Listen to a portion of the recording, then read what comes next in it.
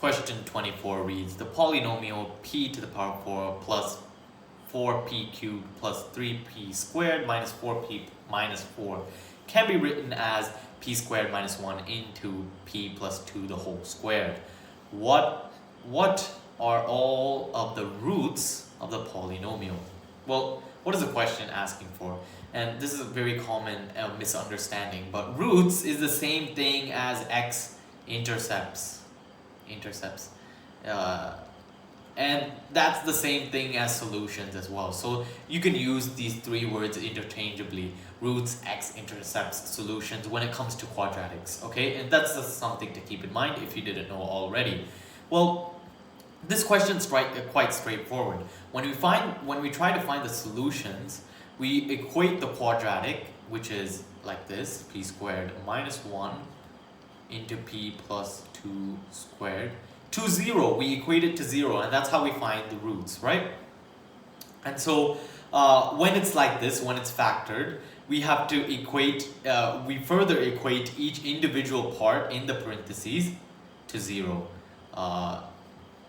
That's 1, and the other one is p plus 2 squared equals 0. And the reason why we do this, and this might be a little tangent, but is like, let's imagine a into b equals 0. Then either a or b have to be 0 or both.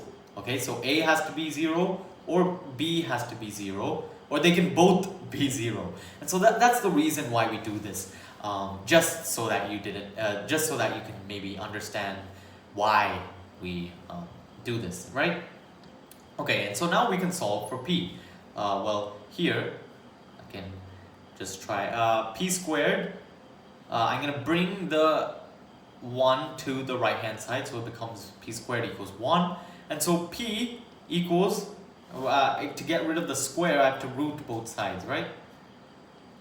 And so p equals plus or minus 1, right? The root of 1 is plus or minus 1.